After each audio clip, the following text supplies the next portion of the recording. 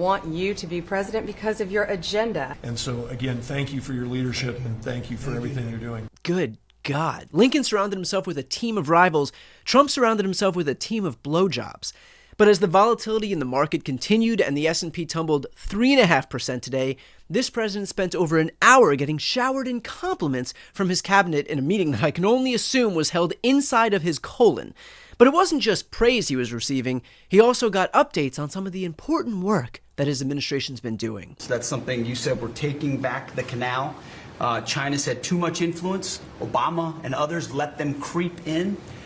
We, along with Panama, are pushing them out, sir. I'm working with Lee Zeldin to reassess the fluoride rules based upon the August release by the National Toxicity Program of new science that shows a direct inverse correlation between exposure to fluoride and IQ loss, particularly in children. Within the next 24 hours, you're going to be seeing another huge arrest on a Tesla dealership, President, and that person will be looking at least 20 years in prison with no negotiations. You know what? Thank God. We have been hearing for years about how these migrant caravans are pouring into this country to rape our wives and sell drugs to our kids, but finally, we have a Justice Department willing to stand up and put a stop to this scourge of Tesla vandalism plaguing our few cities.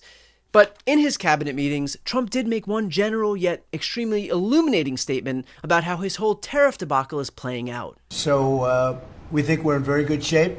We think we're doing very well.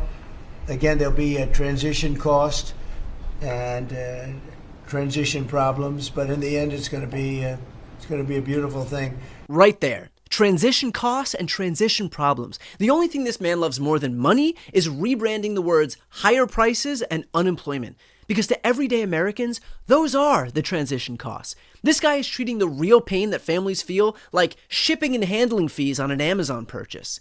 But there are other Americans whose transition problems are slightly less problematic. Yesterday, after Trump hit pause on his tariffs, billionaires scored their best day ever in the stock market. I wonder if there's any connection between that inexplicable windfall of cash and yesterday's post from when Donald Trump said, he wrote on Truth Social just minutes after the market opened, "This is a great time to buy," 3 exclamation points. 3 exclamation points! Because when some people flirt with insider trading, they opt to be discreet, and others scream it with 3 exclamation points. But here's Commerce Secretary Howard Lutnick addressing this total non-story. Earlier this morning, before the pause, he put out a message saying it's a great time to buy, and here we are. Here we are, well, much higher. Cool. I'd always bet on Donald Trump. Every time I'd always bet on Donald Trump. He also wrote DJT, which is the ticker for his media company. No.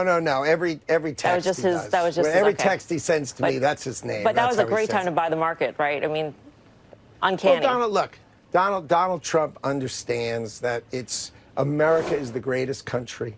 All right, we are the greatest country, and we have the capacity for incredible greatness. So Lutnick gets asked about serious accusations of insider trading and launches into tired platitudes about how great this country is. This administration shouldn't be allowed to get away with that any more than I should be allowed to use the same tactics to get out of a speeding ticket. How fast was I going?